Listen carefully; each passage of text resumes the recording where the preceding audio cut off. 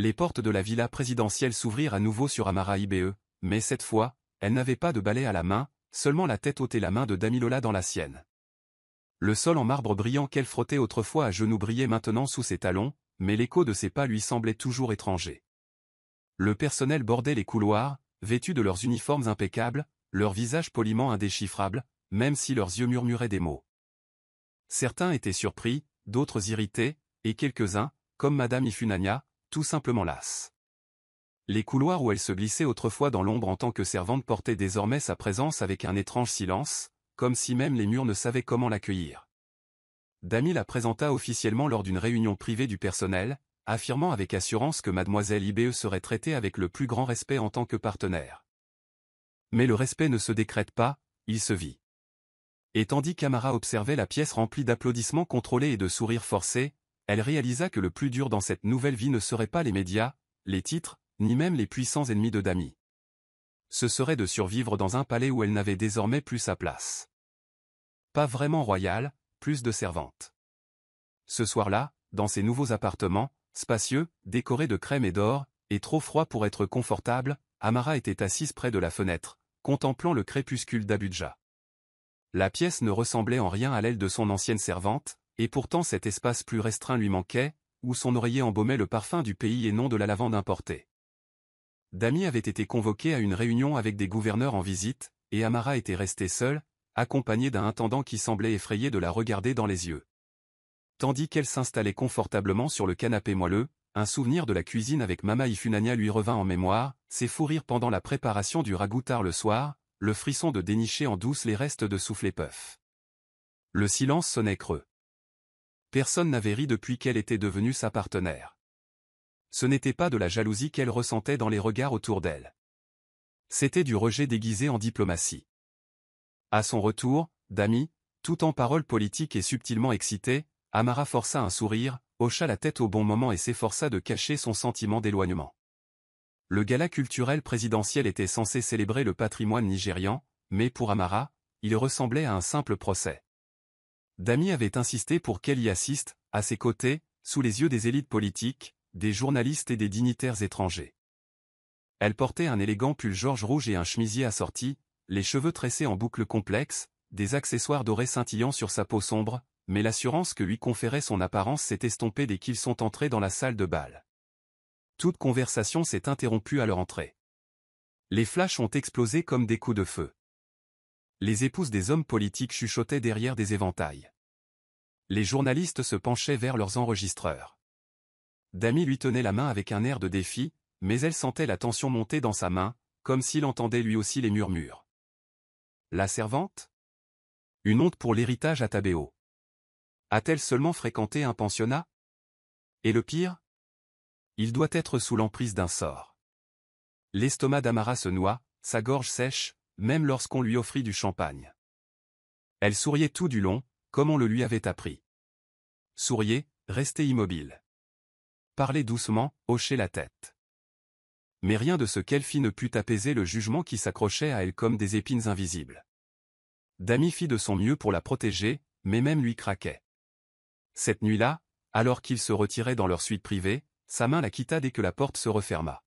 « Tu dois travailler ta posture », murmura-t-il sans la regarder dans les yeux. « Et arrêter de gigoter. » Amara cligna des yeux, stupéfaite. « J'étais nerveux, Dami. Tu ne m'avais pas prévenu. La presse serait autorisée à entrer. » Il soupira et se frotta le visage, frustré. Je ne m'attendais pas à ce qu'il jouisse si fort. C'est juste que Amara, c'est un autre monde. Sa poitrine se serra. Je n'appartiens donc pas à ce monde, demanda-t-elle doucement. Il se détourna. Je n'ai pas dit ça. Mais il n'a pas dit non plus qu'elle était à sa place. Cette nuit-là, ils dormirent côte à côte, un profond silence les séparant. L'esprit d'Amara était envahi de questions.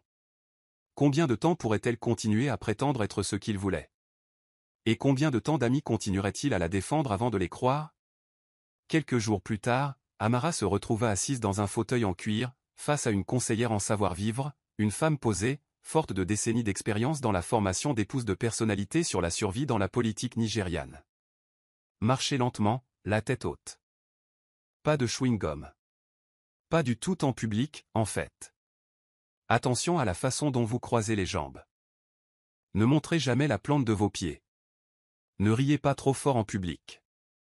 Si vous devez pleurer, faites-le en silence. La liste s'allongeait. Amara hocha la tête, répéta sa marche pour la 3e fois et se sentit comme une marionnette dont les fils s'emmêlaient dans les épaules. L'instructrice, Lady Rémy, avait été recrutée par le chef de cabinet du président, et non par Damy. Ils pensent qu'ils aident, avait dit Damy d'un air penaud en le confrontant. Je ne savais pas qu'ils iraient aussi loin. Amara ne répondit pas. Elle était trop occupée à se demander quelle part d'elle-même elle devrait amputer pour survivre à cette vie. Au dîner, ce soir-là, elle essaya la posture parfaite, le rire poli, les opinions prudentes. Mais Damy ne s'en aperçut guère. Son esprit était ailleurs, occupé par un vote au Sénat, une stratégie de relations publiques, tout sauf par ses efforts. Son pire moment survint lors d'un dîner d'État 2 semaines plus tard. Elle avait été placée à côté de l'épouse de l'ambassadeur du Kenya, une femme posée qui parlait couramment 5 langues. Au milieu de la conversation, l'épouse de l'ambassadeur lui demanda « Où avez-vous fait vos études ?» Avant qu'Amara puisse répondre, Damy l'interrompit avec un petit rire. Elle était scolarisée à domicile, en grande partie. La blague tomba à plat et Amara sentit son visage s'enflammer de honte. Ce soir-là, elle toucha à peine à sa nourriture. Damy tenta de bavarder sur un nouveau projet d'infrastructure, mais Amara s'excusa en plein milieu de sa phrase et quitta la table. Nous l'avons retrouvé plus tard dans leur quartier, regardant par la fenêtre. Il a dit, « Tu ne peux pas te laisser atteindre par tous les commentaires, Amara. » Sa voix était basse, mais tranchante. Ce n'est pas de toi qu'il se moque. Son silence le confirmait.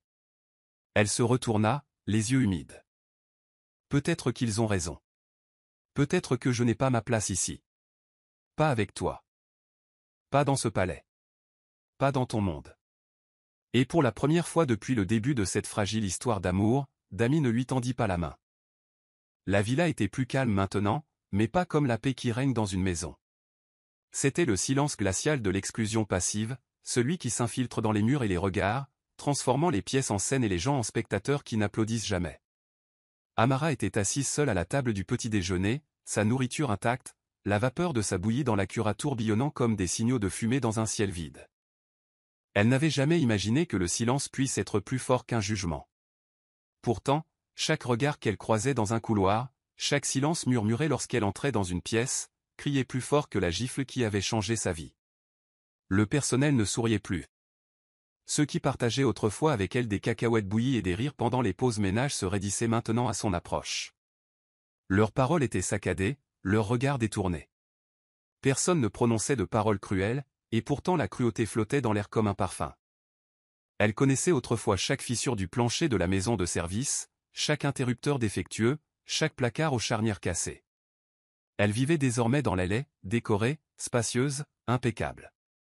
Pourtant, elle ignorait où se trouvait réellement quoi que ce soit, pas même elle-même. Sa nouvelle chambre était dotée de draps et de rideaux doux importés d'Italie, mais elle manquait d'âme. La peinture écaillée des logements du personnel lui manquait, ainsi que le bruit lointain du générateur bourdonnant comme une berceuse la nuit.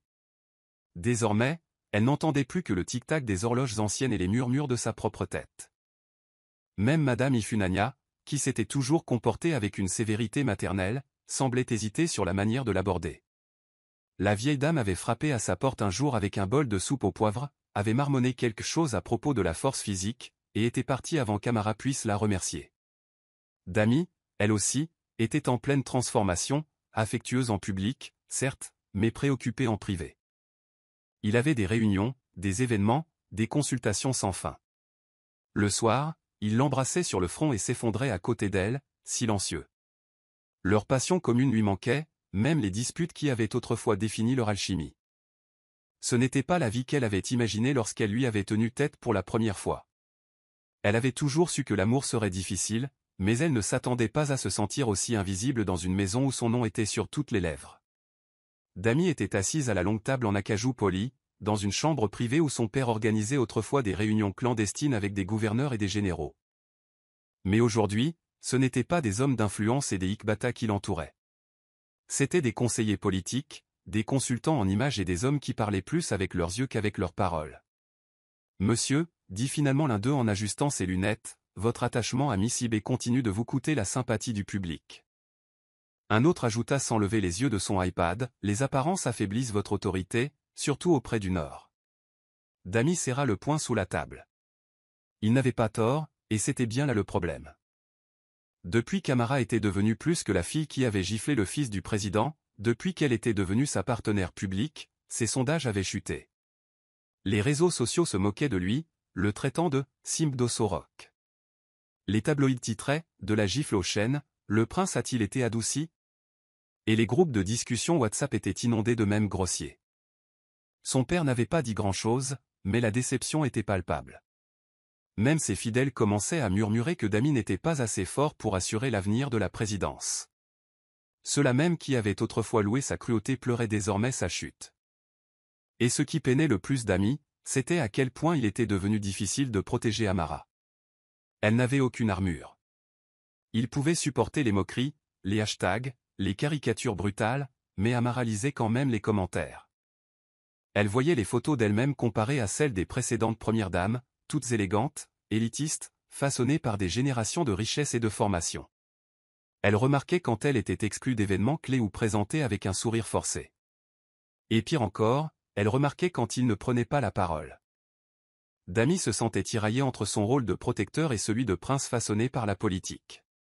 En vérité, il avait peur. Peur qu'aimer Amara l'ait rendu plus faible. Il avait peur de perdre tout ce qu'il avait préparé toute sa vie en la défendant. Mais chaque fois qu'il la regardait, vraiment, il ne voyait pas de faiblesse, mais de la force. Une femme qui avait survécu à la hiérarchie brutale de la villa, qui avait giflé un homme que tout le monde craignait et qui se tenait toujours debout. Pourtant, d'une certaine manière, c'était lui qui tremblait. Les gens autour de lui ne reconnaissaient plus l'homme qu'ils admiraient autrefois.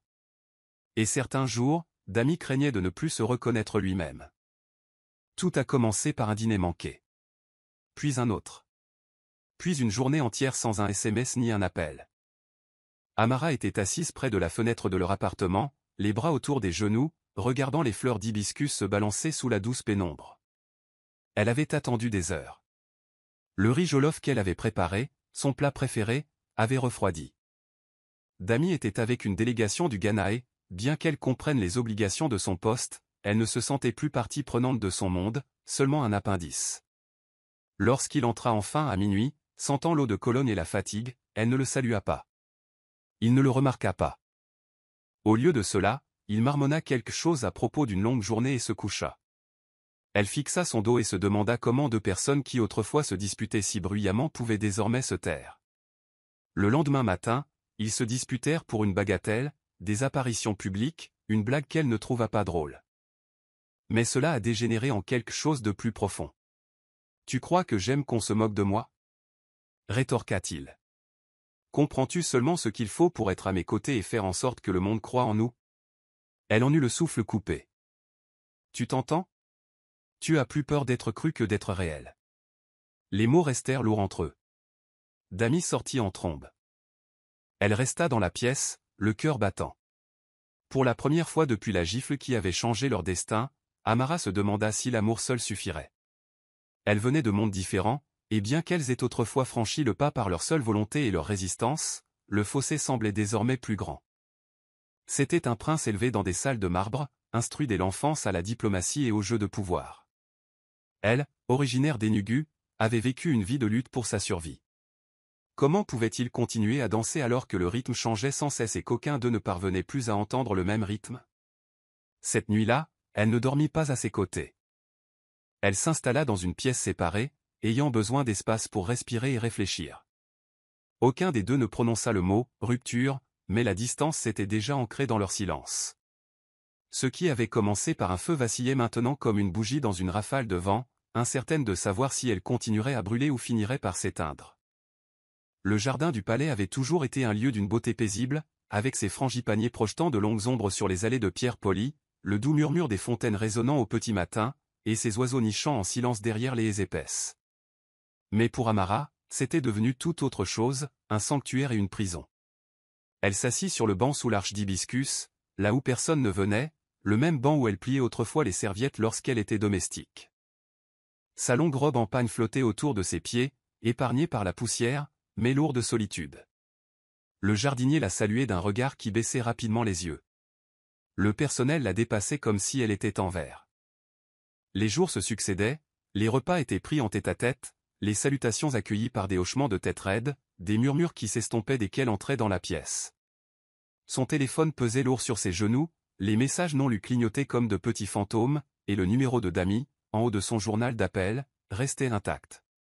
Elle ne savait pas si c'était la fierté ou la douleur qui l'empêchait de composer. Les disputes, le silence, les regards d'inconnus qui lui disaient qu'elle n'avait rien à faire, tout cela ébranlait sa dignité jusqu'à ce qu'elle se sente vidée. Et pourtant, dans ce jardin, au milieu des pétales et du parfum de la terre fraîchement arrosée, elle espérait encore qu'il viendrait.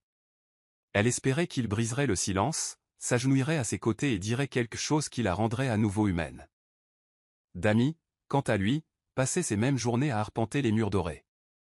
La pression s'était accrue depuis leur rupture, les gros titres doutaient de sa maturité politique, les membres du cabinet chuchotaient sur son jugement, son père refusait même de parler d'Amara. Mais ce qui le dérangeait le plus, ce n'était pas le public. C'était l'écho de ses propres mots, ceux qui lui lançaient avec colère.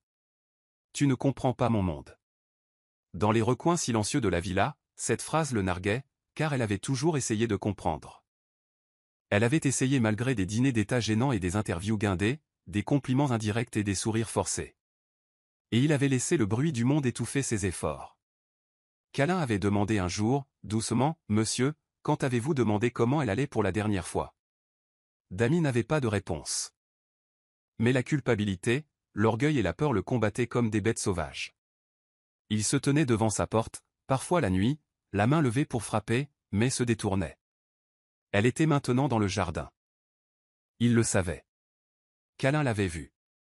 Mais chaque fois qu'il pensait à emprunter ce chemin, ses pieds le trahissaient. Ainsi régna le silence. Et dans ce silence, deux cœurs qui avaient autrefois trouvé du réconfort l'un dans l'autre redevinrent étrangers, pleurant non seulement ce qu'ils perdaient, mais aussi ce qu'ils n'avaient jamais pleinement possédé. Le matin où elle l'apprit, Amara se tenait devant le miroir de la salle de bain, agrippée au bord du lavabo comme si c'était son encre. Son reflet lui semblait inconnu, fatigué, pâle et effrayé. Le test de grossesse était posé face visible à côté de son téléphone sur le comptoir de marbre froid, ses deux lignes roses lui renvoyant une vérité qu'elle n'était pas prête à affronter. Un bébé. Ses mains tremblaient lorsqu'elle toucha son ventre, toujours plat sous son chemisier en soie. Le silence de la maison semblait plus pesant. Elle n'en avait parlé à personne. Ni Madame Ifunanya, ni Câlin, ni même l'infirmière de la clinique de la villa qui lui avait discrètement remis le kit de test. Elle ignorait comment Dami réagirait, surtout maintenant qu'ils se parlaient à peine, que ses nuits étaient passées derrière des portes closes et ses journées remplies de réunions où elle n'avait pas sa place. Une part d'elle-même voulait lui dire tout de suite, se précipiter à son bureau et lui balancer la vérité. Mais une autre partie d'elle, plus forte, plus effrayée, murmurait, et s'il ne voulait pas de ça? Cette pensée la bouleversait. Car il ne s'agissait pas seulement de l'enfant. Il s'agissait de savoir s'il voyait encore un avenir avec elle. Alors elle ne dit rien. Elle rangea le test dans son tiroir, afficha un air courageux et traversa la villa tel un fantôme gardant un secret trop lourd à porter seul. Chaque jour qui suivit devint un acte d'endurance silencieux. Les nausées matinales la griffaient sans prévenir, au service du petit déjeuner, lors de courtes promenades dans le jardin ou alors qu'elle faisait semblant de lire à la bibliothèque. Le monde extérieur n'en avait rien remarqué. Son corps avait commencé à changer, par petites touches. Ses envies de fruits acides, la fatigue soudaine, la douleur dans sa poitrine. Madame Ifunanya le remarqua, bien sûr. Un matin, elle posa la main sur le front d'Amara et lui demanda « Ça va ?» Amara hocha la tête, sourit et mentit. Dami ne le remarqua pas, ou peut-être choisit-il de ne pas le remarquer. Leurs chemins se croisèrent à peine. La froideur entre eux s'épaissit comme un brouillard muet. Parfois, elle le surprenait à l'observer de l'autre côté du couloir, son regard s'adoucissant avant de se détourner rapidement.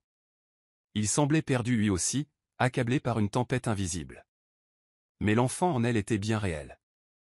Elle se donnait des coups de pied dans les côtes et murmurait que bientôt, les choses devraient changer. Elle répétait sans cesse ce moment, comment elle le lui dirait, quels mots elle utiliserait, comment il réagirait. Mais ce moment n'arrivait jamais. Car l'amour, laissé sans surveillance, durcit comme le pain au soleil. Et au fil des jours, Amara s'accrochait fermement à son secret grandissant, incertaine s'il constituerait un pont entre elles ou le poids final qui briserait ce qui s'effondrait déjà. Il pleuvait ce matin-là, et Damy partit pour Londres. Non pas la pluie lourde et tonitruante qui inondait tout, mais une bruine douce et triste qui peignait les fenêtres du palais de traînées argentées. Amara se tenait dans le couloir, une main appuyée contre le pilier, tandis qu'elle le regardait descendre le grand escalier, sa serviette à la main. Son costume était parfaitement taillé, son expression indéchiffrable, son équipe de sécurité le suivant comme des ombres. Elle avait failli le lui dire la veille, l'avait attendu devant son bureau, s'efforçant de ne pas tout avouer. Mais il était au téléphone, la voix sèche et hachée, parlant politique, stratégie et alliance. Elle se détourna alors, les résultats des tests toujours cachés dans le tiroir de sa table de chevet, le cœur serré par ces mots non prononcés. Alors qu'il approchait de la porte, elle l'appela doucement « Damy ». Il marqua une pause, l'espace d'une seconde, le nom suspendu dans l'air comme un fil fragile. Mais il continua son chemin, le bruit de ses pas englouti par le sol en marbre et son silence. Et avec lui, la dernière chance de lui annoncer la nouvelle s'envolait. Le trajet jusqu'à la clinique, plus tard dans la journée, lui parut interminable. Elle ne s'était pas sentie bien de la matinée, nausées, vertiges, et une étrange sensation d'oppression dans le bas-ventre. Madame Ifunanya avait insisté pour qu'elle se fasse examiner. Lorsque la voiture s'est arrêtée devant la clinique privée, le ciel s'était assombri. Quelque chose clochait dans l'air. L'infirmière la regarda et la précipita à l'intérieur. Les machines bipèrent, les médecins chuchotèrent et des mains se pressèrent contre son ventre. Les pensées d'Amara tourbillonnèrent. Et si quelque chose n'allait pas? Et si c'était une punition pour ne pas avoir parlé, manquer de confiance, refuser de croire qu'il pouvait encore guérir? Son téléphone vibra dans son sac, un message de Damy annonçant que son avion avait atterri. Elle sourit faiblement, les larmes aux yeux. Peut-être qu'à son retour, elle lui dirait enfin. Peut-être avait-il encore le temps. Mais le destin n'attend ni les plans ni les moments parfaits. Et avant même que le médecin n'entre, le regard solennel et un bloc-notes à la main, Amara le savait. Quelque chose avait changé. Quelque chose avait été perdu. Le couloir de la villa résonna de chaos et de panique tandis qu'Amara s'effondrait près de Lélé, le visage pâle et trempé de sueur, la main tenant son bas-ventre comme si elle voulait le retenir. Ce fut le bruit de sa chute qui alerta les gardes, le bruit sourd et terrible d'un corps qui abandonne. Quelques minutes plus tard, Madame Ifunanya accourut, le foulard à moitié défait, et s'agenouilla à ses côtés, aboyant des ordres au personnel médusé. Amara ouvrit à peine les yeux, ses lèvres chuchotant d'une manière incompréhensible. La voiture officielle fut appelée. Pas le temps d'attendre l'ambulance. Tandis qu'il la faisait franchir les portes, le poids de son secret se dévoilait à chaque seconde qui passait. À la clinique privée de Metama, une équipe de médecins a travaillé rapidement, lui administrant des fluides, vérifiant ses constantes vitales et effectuant des scanners. Le diagnostic est tombé par intermittence, fortes crampes abdominales, hypotension artérielle, complications liées au stress. Lorsqu'ils ont découvert la grossesse, qu'elle n'avait pas encore enregistrée dans leur dossier médical, une urgence d'un autre ordre a envahi la salle. Amara sombra dans l'inconscience, ses rêves s'emplissant d'un jardin de fleurs fanées et d'un bébé qui pleurait au loin. Dans un instant de conscience, elle serra la main d'une infirmière et marmonna le nom de Damy. Mais il n'était pas là. Il était dans les airs, de retour de Londres, inconscient que la vie qui grandissait en elle avait commencé à s'échapper comme du sable à travers une paume ouverte. L'avion de Damy atterrit à l'aéroport international de Nandi Azikiwe à midi. Il en ressortit, l'air épuisé, mais ses pensées se tournaient déjà vers Amara. Le voyage diplomatique l'avait épuisé, rencontrer des investisseurs étrangers, défendre la politique nationale, tenter de jouer le rôle d'héritier de la présidence tout en se sentant vide. Il avait tapé et supprimé une douzaine de messages à son intention pendant le voyage, mais il n'avait eu le courage d'en envoyer aucun. Il savait qu'il s'était éloigné, mais il ne réalisa à quel point cette distance était devenue pesante qu'à son retour au palais, accueilli par les murmures frénétiques du personnel. Monsieur, Madame Amara s'est évanouie ce matin. Elle a été transportée d'urgence dans un hôpital privé. Ces mots lui ont envoyé un courant électrique dans la colonne vertébrale. Il n'attendit même pas d'escorte. Kumel prit les clés de la voiture et ils partirent en quelques minutes. À l'hôpital, la réceptionniste se raidit en voyant Damy entrer, et les infirmières devinrent maladroites, comme si elles craignaient la tempête qu'ils risquaient de provoquer. Mais tout ce qu'ils désiraient, c'était la voir. Lorsqu'il entra enfin dans la chambre d'hôpital, il fut accueilli par des machines qui bipaient sans arrêt, une odeur d'antiseptique lourde dans l'air, et Amara endormie sur le lit, l'air d'une petite taille déchirante. Un médecin s'approcha avec un calme clinique et lui annonça la nouvelle. Elle était enceinte. Elle ne nous l'a pas dit. Elle ne l'a dit à personne. Il y eut des complications. Les genoux de Dami fléchirent légèrement. Son premier enfant, celui d'Amara et lui, grandissait tranquillement en elle, sans qu'il le sache. Maintenant, tout s'évanouissait, et la seule chose plus forte que les machines dans cette pièce était le cri assourdissant du regret dans sa poitrine. Amara se réveilla dans le silence. Le genre de silence qui suit les catastrophes, les funérailles ou la fin d'un événement sacré. Les rideaux blancs pâles dansaient légèrement au gré du vent du climatiseur, et dehors, la silhouette d'Abudja brillait faiblement dans la lumière matinale. Elle resta d'abord immobile. Son corps lui semblait étranger, engourdi par endroits, douloureux par ailleurs. Mais ce qu'elle ressentait le plus vivement, c'était l'absence. Elle le savait avant le retour du médecin, avant que Madame Ifunanya ne lui prenne la main, avant que les doux mots de condoléances ne quittent leurs lèvres. Elle le savait. Le bébé avait disparu. Le fragile espoir qui avait grandi en elle, la possibilité de fonder une famille avec Dami, de devenir autre chose qu'un personnage à scandale, avait été anéanti d'un seul coup. Elle enfouit son visage dans l'oreiller et pleura, non pas ses sanglots polis qui implorent la compassion, mais ses sanglots gutturaux qui la secouaient et lui brisaient le cœur. Madame Ifunanya s'assit à côté d'elle, lui repoussant doucement les cheveux en arrière, murmurant des prières qu'Amara entendait à peine. Le médecin allait et venait, pour ajuster les perfusions. Des notes étaient prises, mais rien de ce qu'il faisait ne pouvait panser la déchirure dans son esprit. Finalement, elle se tourna vers la fenêtre, le regard perdu dans le vide. Dami n'était pas venu. Ou s'il était venu, il n'était pas resté. Et à cet instant, quelque chose en elle commença à se durcir. Elle avait traversé le feu pour en arriver là, lutter contre le jugement, survécu au venin d'une nation qui se moquait de son amour. Mais ça? Cette perte, cette douleur dans son ventre, dans son âme, lui semblait un point de rupture. Dami était bel et bien là. Il était resté devant sa chambre pendant des heures après qu'on lui eût dit qu'elle n'était pas réveillée. Il l'observait à travers la petite vitre de la porte, la culpabilité lui serrant la gorge comme un nœud coulant. Kunal ne dit rien. Il se tenait simplement à ses côtés, tel un monument silencieux au choix qui les avait menés là. Lorsque le médecin avait annoncé que la fausse couche était définitive, qu'il n'y avait plus de battement de cœur, aucune chance, Dami s'était excusé et s'était dirigé vers la chapelle de l'hôpital. Là, à la faible lueur des bougies sur les bancs vides, le fils du président pleurait comme un enfant.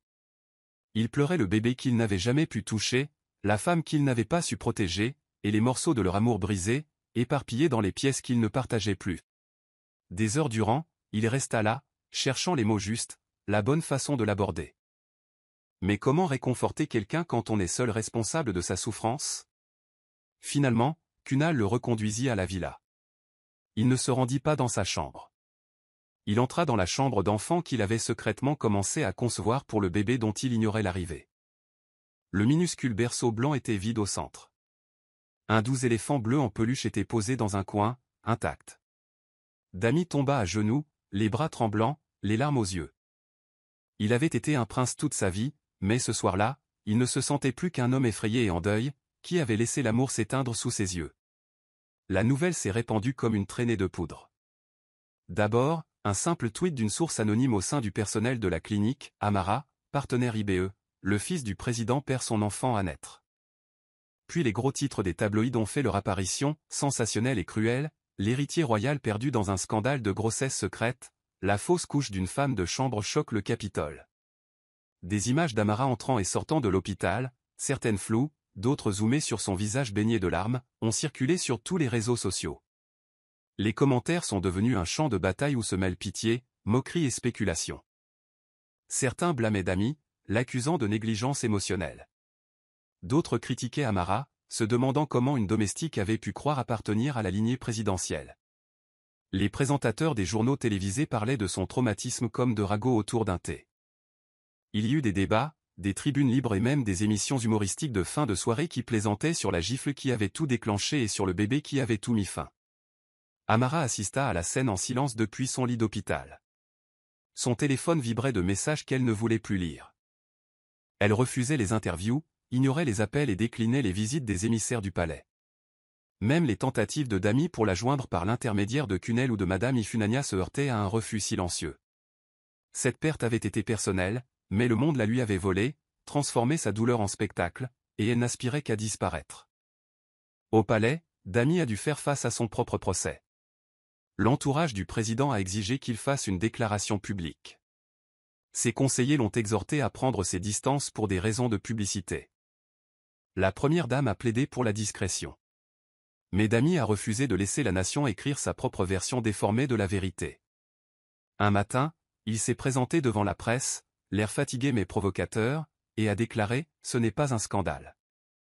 C'est de la souffrance, et cette souffrance mérite d'être respectée. » Cela n'a pas empêché les gros titres, mais a fait réfléchir plus d'un.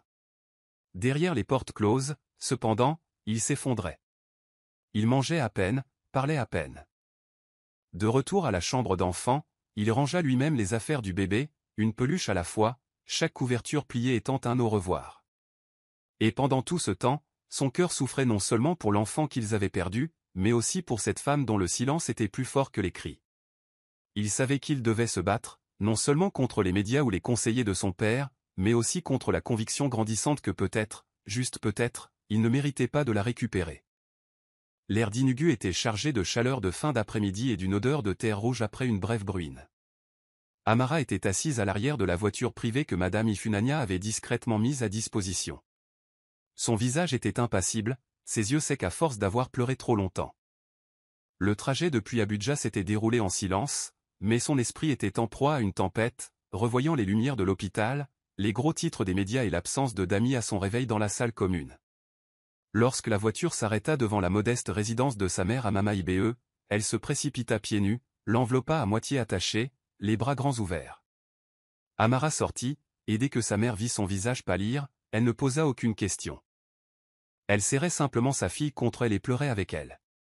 Pas de garde du palais, pas de journaliste, pas de titre, juste une mère et son enfant en deuil. Amara s'effondra dans le cœur de sa mère comme une enfant, sanglotant sans force.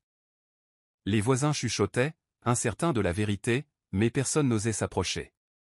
Dans le petit salon, ses vieilles photos étaient encore accrochées au mur, sa photo de fin d'études, un certificat d'études primaires délavé. Tout était pareil, et pourtant elle avait changé. Sa mère lui prépara une soupe chaude au poivre et pria avant de la manger, puis la guida vers son ancien lit. Cette nuit-là, Amara fixa le ventilateur de plafond qui tournait lentement et, pour la première fois depuis des jours, elle s'autorisa à crier dans son oreiller, pleurant non seulement le bébé qu'elle avait perdu, mais aussi la fille qu'elle était. Les jours suivants, Amara erra dans la maison comme l'ombre d'elle-même. Sa mère observait en silence, sans jamais insister, se contentant de lui offrir des cadeaux. Parfois, Amara s'asseyait sur la véranda, un paquet noué lâchement autour de la poitrine, observant les écoliers passer, se demandant à quoi aurait pu ressembler son enfant. Aurait-il eu les yeux de Damy? Ses pommettes? Elle essayait de ne pas imaginer, mais le chagrin n'avait aucun respect pour la volonté. Un matin, alors qu'elles étaient assises dans la cuisine, sa mère posa doucement sa main sur le ventre d'Amara. « Cette douleur, tu la portes. »« Je l'ai portée 2 fois, dit doucement Mama Ibe. Amara se tourna vers elle, stupéfaite. Sa mère n'avait jamais parlé de la perte d'un enfant auparavant. « Tu avais un frère avant toi. »« Je l'ai porté 6 mois. Il s'est éteint avant que je puisse lui donner un nom, et j'ai cru mourir, Amara. Mais non. J'ai vécu. Et vous aussi. » Le silence qui suivit fut pesant et sacré. Amara se pencha sur les genoux de sa mère et laissa couler à nouveau ses larmes. Lentement, doucement, la guérison commença, non par magie, mais par des repas pris en silence, des prières partagées et le réconfort de ne pas avoir à s'expliquer. Mais même dans ce réconfort, une part d'elle se demandait si elle n'était pas arrivée au bout de son histoire d'amour avec Damy. L'amour pourrait-il survivre à une telle humiliation publique et à une telle agonie privée? Son cœur pourrait-il à nouveau faire confiance? Elle l'ignorait. Tout ce qu'elle savait, c'est qu'une nouvelle substance lui offrait quelque chose qu'Abuja ne pouvait pas, un peu d'espace pour respirer. La chambre d'enfant était trop silencieuse. Damy était assise au bord du berceau dont ils avaient jadis ri en aménageant la conception, ce petit espace devenu un sanctuaire pour des rêves qui ne se réaliseraient jamais. Le berceau bleu et blanc était intact, des peluches soigneusement disposées le long de son bord. Un fauteuil à bascule reposait dans un coin, immobile. La lumière de la fenêtre entrait doucement, illuminant les particules de poussière flottant dans l'air. 3 jours s'étaient écoulés depuis la nouvelle de la fausse couche. 3 jours depuis qu'Amara avait disparu dans une nouvelle substance visqueuse, inaccessible, intraçable. Kunal avait réussi à découvrir qu'elle était avec sa mère, mais elle ne répondait pas aux appels, même pas à ceux d'Ifunanya. Dami était un prince. Il avait de l'influence, de la richesse et du pouvoir. Mais rien de tout cela n'avait plus d'importance. Rien ne pouvait racheter le battement de cœur qu'ils avaient perdu. Rien ne pouvait regagner sa confiance. Ce matin-là, il n'avait pas mangé. Il avait à peine dormi. Il restait assis dans la chambre d'enfant, les yeux fixés sur la minuscule grenouillère blanche encore pliée sur la table allongée. Son esprit était un champ de bataille de culpabilité et de regret. Il avait choisi la politique plutôt que les cadeaux. Il était parti au moment où elle avait le plus besoin de lui. Il avait failli à sa tâche, elle et leur enfant. Le public y voyait un scandale, mais lui voyait un avenir s'effondrer. Et cela le terrifiait. Son cœur brûlait d'envie d'aller la voir, de s'agenouiller, de la supplier, de lui expliquer et de la serrer dans ses bras. Mais une part de lui, plus sombre encore, craignait de ne plus mériter ce droit. Kunal le retrouva plus tard dans la soirée, toujours assis au même endroit, dans l'obscurité de la pièce. Le fidèle garde du corps resta silencieux au début. Il se tenait simplement sur le seuil, attendant. Quand Dami releva enfin les yeux, sa voix se brisa. « J'aurais dû être là, Kunal. J'aurais dû le savoir. » Kunal s'avança, lentement et sûrement, comme toujours. « Vous avez fait une erreur, monsieur.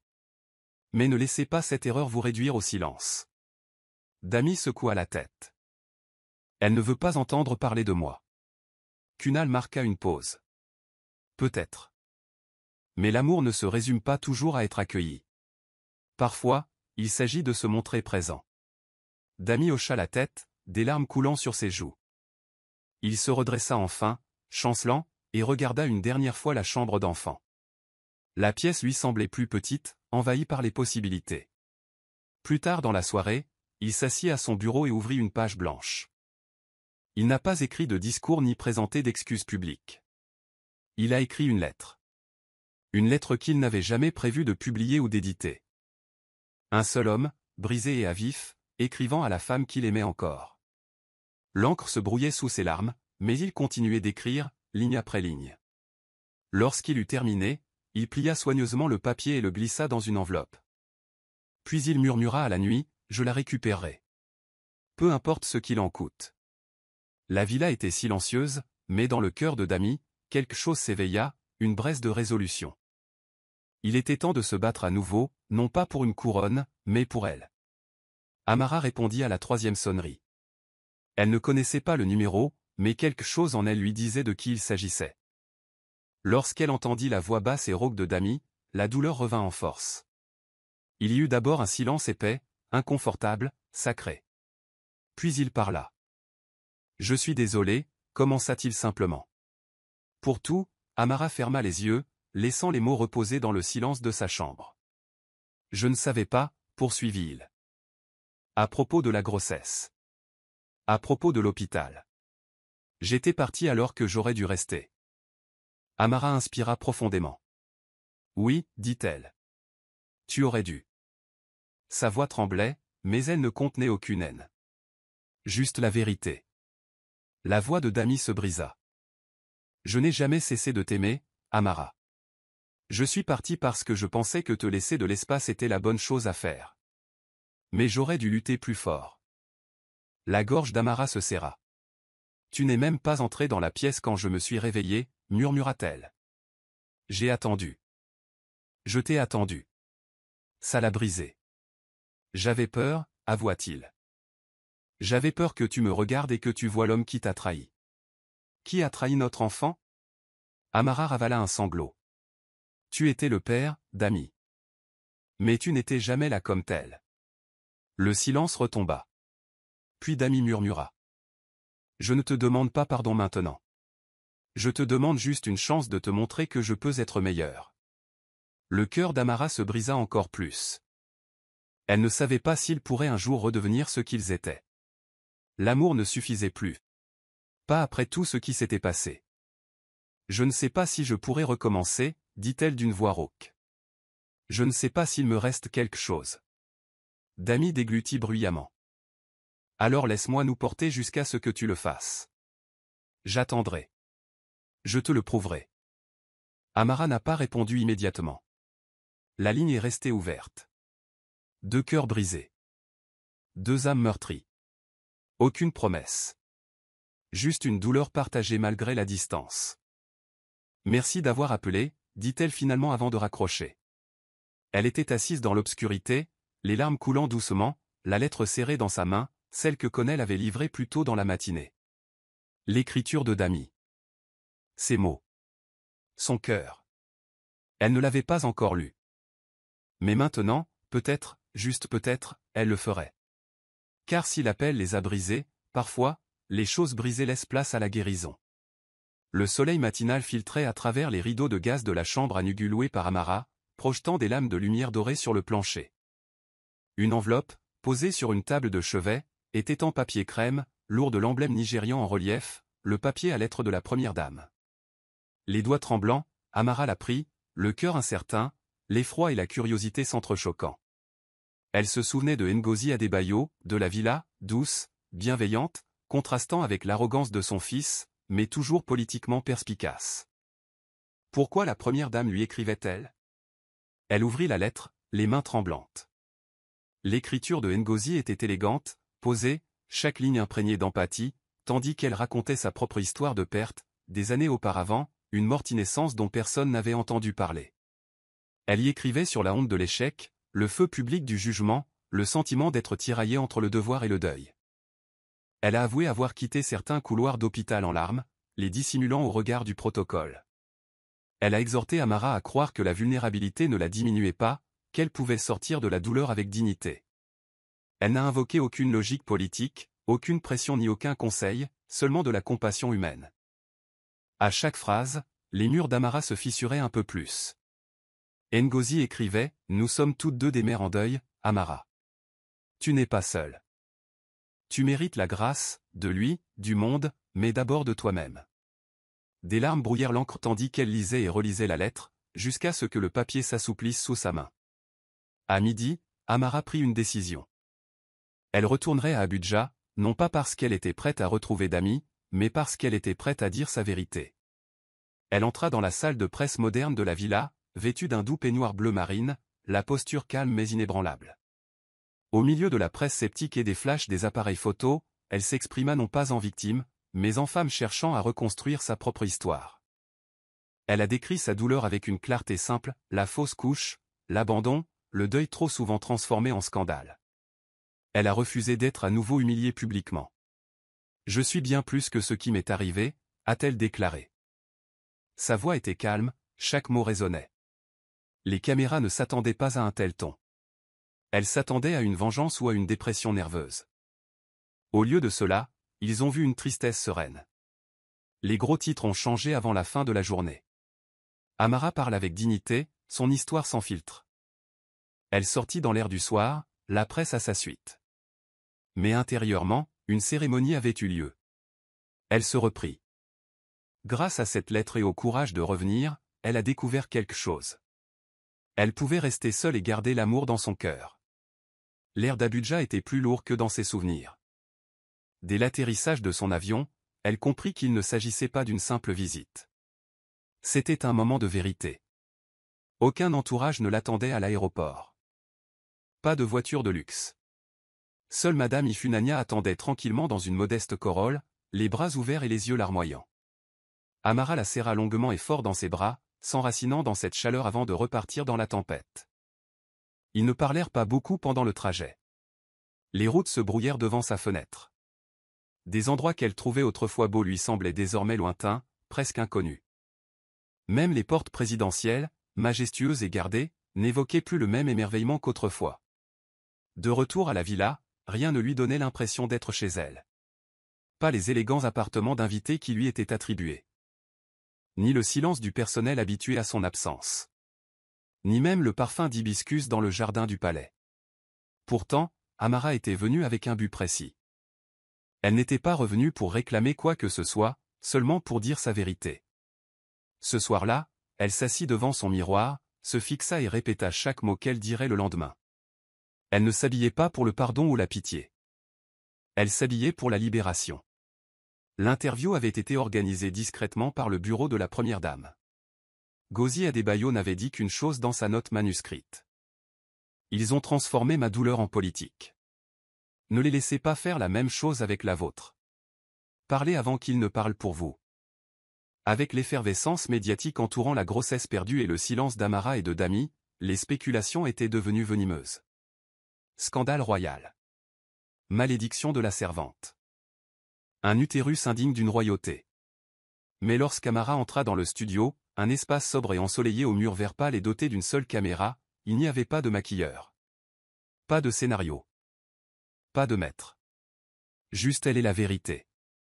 Elle portait un simple chemisier crème et une jupe d'ancrage, soigneusement emballée, les yeux nus. La journaliste, une femme d'un certain âge au regard bienveillant mais perçant, dit simplement « Quand tu seras prête ». Amara commença lentement, la voix un peu tremblante, mais assurée. Elle expliqua que l'amour n'était pas l'ennemi, mais que la classe sociale, l'orgueil et la cruauté l'avaient été.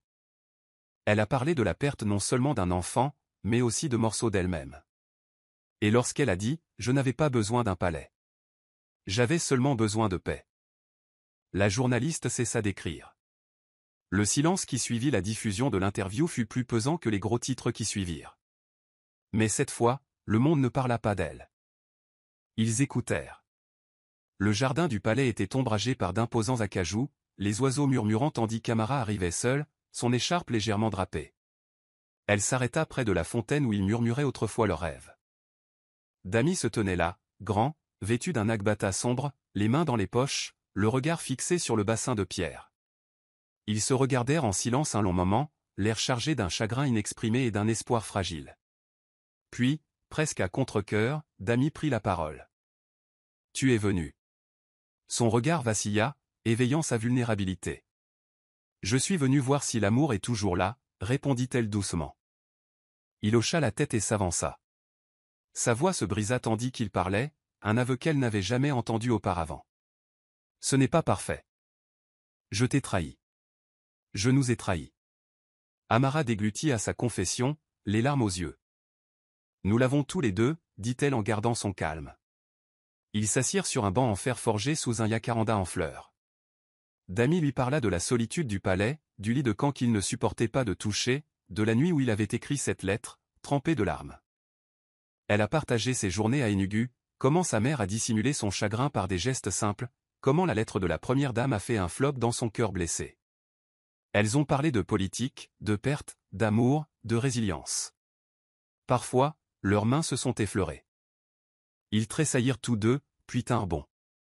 Les heures passèrent, le soleil doré s'épaississant au crépuscule, tandis qu'ils parlaient non pas comme un prince et sa servante, mais comme deux âmes blessées choisissant de dire la vérité. Lorsque les étoiles apparurent au-dessus de leur tête, quelque chose de tendre et de réel avait pris racine. Amara regarda Dami et vit quelqu'un sans défense, sans arrogance, un homme luttant pour réorganiser ses valeurs et ses priorités. Dami voyait en Amara non pas la servante que la presse dépeignait avec tant d'audace, mais une femme assez courageuse pour prononcer son nom devant des inconnus, assez courageuse pour revenir. Ils s'élevèrent ensemble, non pas en grandeur, mais en égaux, épaule contre épaule. Dans le silence qui suivit, Dami demanda « Es-tu prêt à réessayer ?»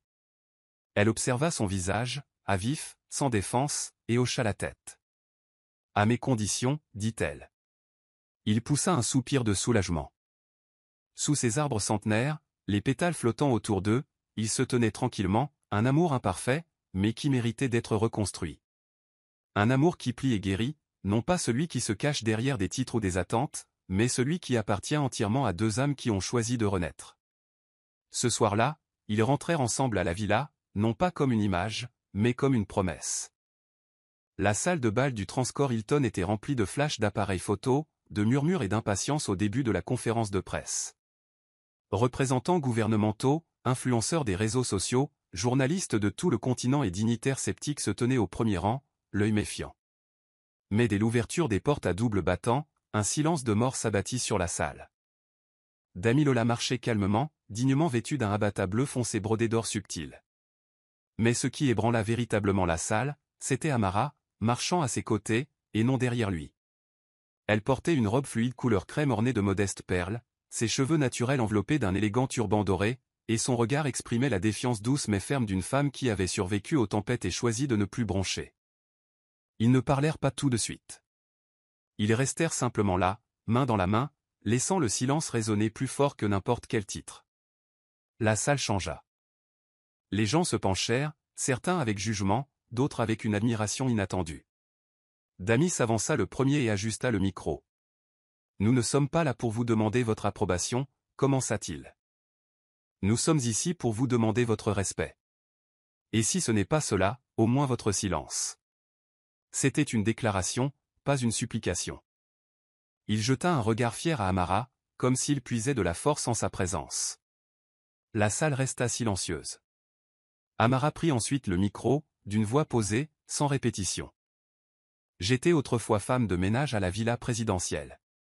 J'essuyais les sols, servais des boissons lors d'événements, et oui, j'ai un jour giflé le fils d'un président, a-t-elle déclaré, provoquant un étonnement dans la foule.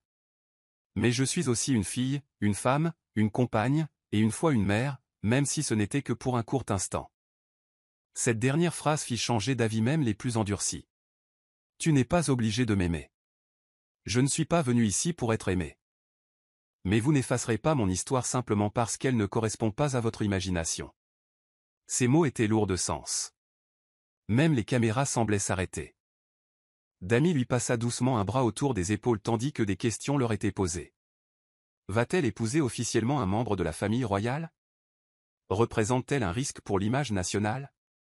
Quel impact cela aura-t-il sur son avenir politique? Mais pour la première fois, elles ne cherchèrent pas à se défendre. Elles répondirent ensemble, terminant chacune les phrases de l'autre. Dami dit, « L'amour ne me rend pas faible.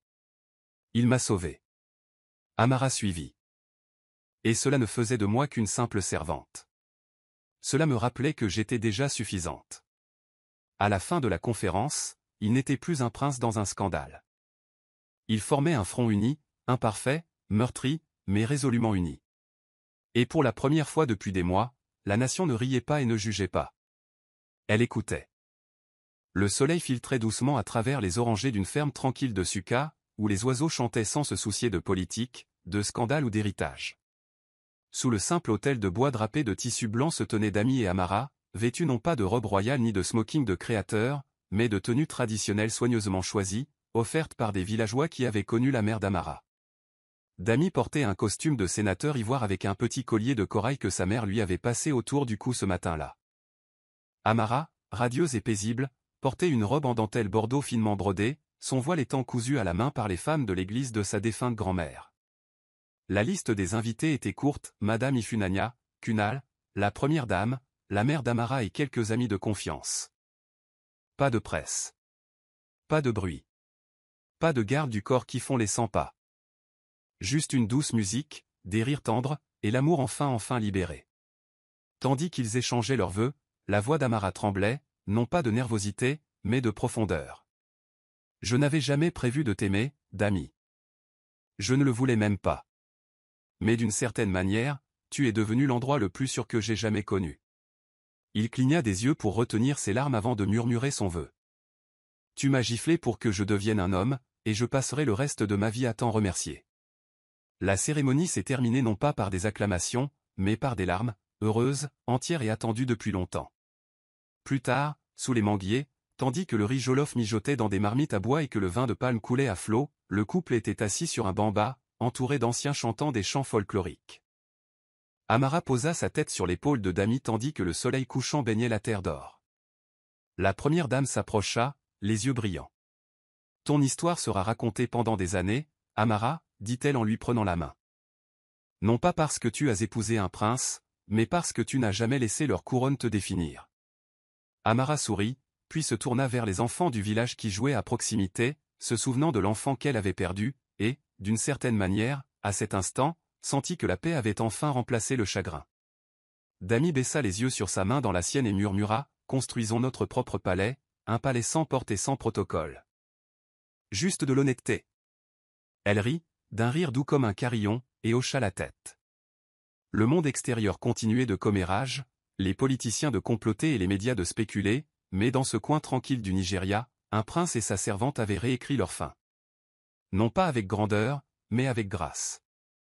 Et ce genre d'amour, celui né des tempêtes, du silence et des secondes chances, était le seul qui soit construit pour durer éternellement.